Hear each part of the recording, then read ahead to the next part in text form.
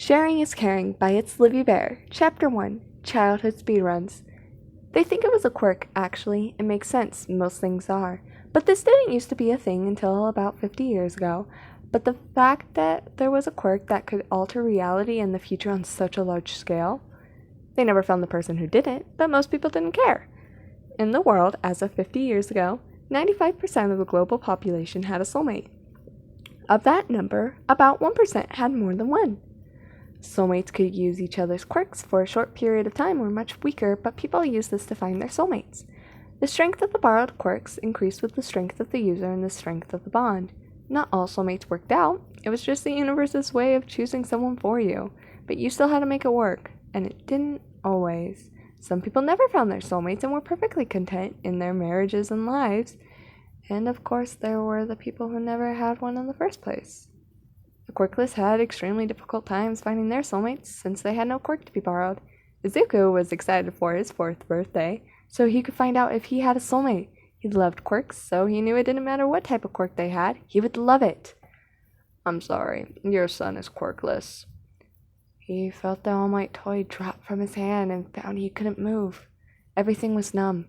His mom was still talking to the doctor, but he couldn't hear either of them. Didn't mind being quirkless from a power's perspective. He would still be a hero. But how would his soulmates be able to find him? Kachan immediately said they were no longer friends. What moron would want to be friends with a quirkless loser, let alone soulmates? If you have one, they're lucky they won't know it's you. After 2 weeks, he was crying and yelled at everyone to leave him alone. And their eyes glazed over, and they walked away. Heh, Kachan had sneered. Soulmates with a fucking villain. Fitting. October made it so Kachan's punches hit harder. My soulmate has a good enough quirk to be my partner, not like your shitty soulmate. One time, Kachan shoved him and Izuku felt something building up in his palms before they exploded. They both startled, but Kachan ignored him for the next 2 weeks. Then he found out he could use the quirk of someone he touched. And Kachan was back to sneering. Not one, but 2 soulmates? But they don't even know you're there. So glad they have each other. You'd just get in the way, useless Deku. Izuku became resigned that day. They had such cool quirks. And he had nothing to offer. They had each other. They didn't need him. Even if he met them. He wouldn't tell them. What's the point? Kachan was right. Who would want something like him? He spent the next years ignoring his borrowed powers. They weren't his, and he didn't deserve them. He was just a quirkless Deku, after all. Midoriya's applying to UA too, right? Izuku shrunk into his seat as the class erupted into laughter, and Kachan slammed his hands on the desks, palms popping. Huh? Don't even think about it, Deku. Izuku knew better than to talk. If he wasn't careful, the brainwashing would slip out with this once, and then the pain would be worse later. He thought it was over with that humiliation, but then before he could pack up to leave, his notebook was snatched off his desk. He tried to grab at it in a panic, but it was already out of reach in Kachan's grip. Hero analysis for the future? Seriously, you're still trying to be a hero? He scoffed. I knew you were stupid, but honestly, why not do me and your soulmates a favor? If you want to have a quirk that bad, take a swan dive off the roof and hope for a quirk in your next life. He exploded the notebook and tossed it out the window. Izuku felt his throat close up and his eyes well up with tears. But he swallowed down any noise as the bullies walked out. He peered out the window to see it had landed in a koi pond.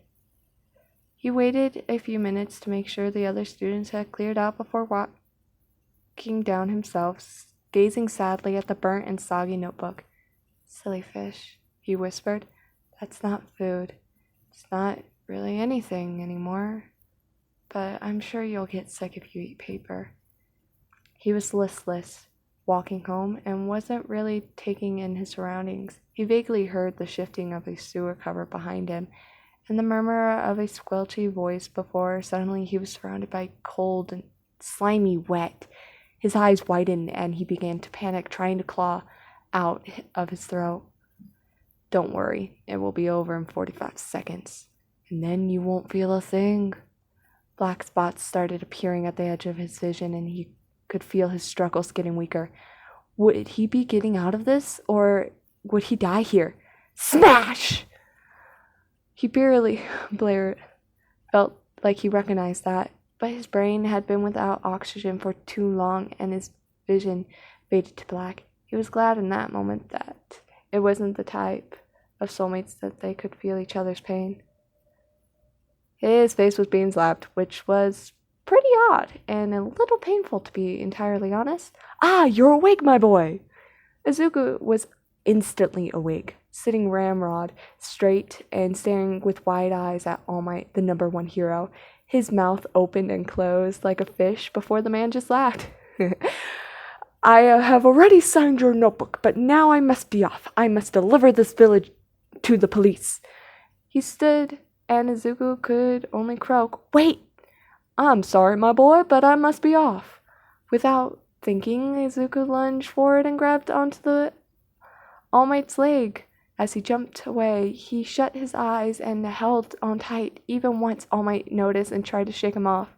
Finally, they landed on a roof, and All Might started admonishing him, but soon Izuku couldn't help but interrupt, knowing the man was preparing to take off again. Could someone without a quirk be a hero? He clamped his mouth shut, eyes screwed tightly, waiting for the answer.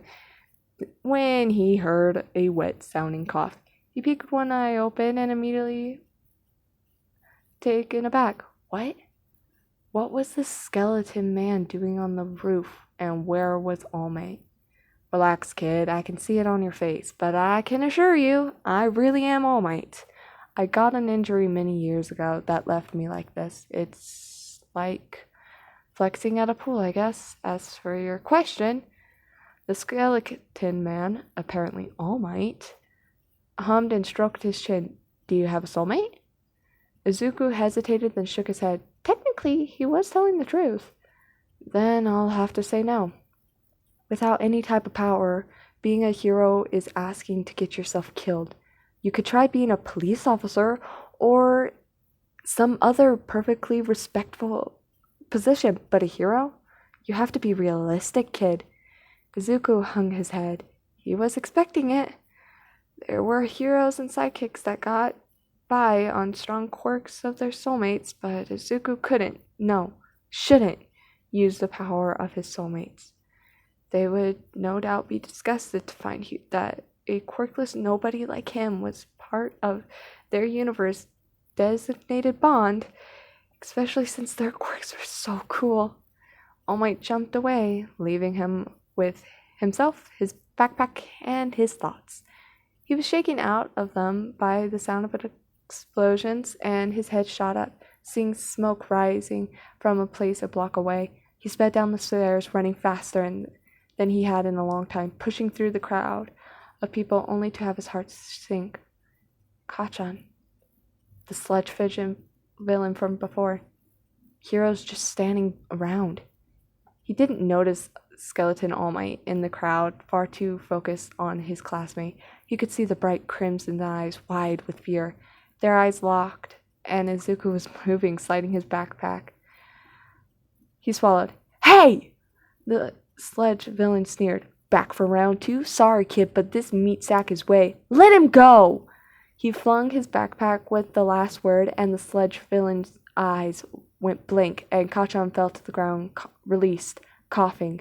The backpack hit, and the villain screamed, being knocked out not a second after he let go of his prey. You little brat! Delaware smash! The sludge monster was blown to pieces, scattered everywhere, and the distant clouds split, revealing sun. Rain began to patter down, and people cheered. All Might punched that so hard he changed the weather! Kachan dusted himself off, still hacking and spitting before glaring. Deku! I know, he whispered. I'm just gonna go. He sneered, knowing not to respond, even if he had already used the brainwashing recently, and let the boy leave, being berated by the heroes on the scene as he went. It was late, but he heard a voice call out to him on a perfectly otherwise empty street. My boy! He blinked and turned to see skeleton All Might. He pointed to himself. Yes, you. Might I have a moment of your time? Izuku fully expected another dressing down, but to his surprise, the man clapped him on the shoulder. I came to apologize. I was a hypocrite today. I said you could not be a hero without a power, and yet, when that boy was in danger, it was you who inspired me to act. Tell me, why did you rush in? Izuku blinked and frowned. Why had he gone in? It certainly wasn't out of any lost love for Kachan. Apparently he took too long to answer because All Might did it for him. Did your feet move before you could think? He nodded, surprised. All Might smiled, self-satisfied. That is the mark of a true hero, my boy. Tell me, what is your name? Midoriya Izuku, sir. All Might smiled and puffed up a little, not to his muscle form, but he stood straighter. Young Midoriya, you are worthy to inherit my power. What?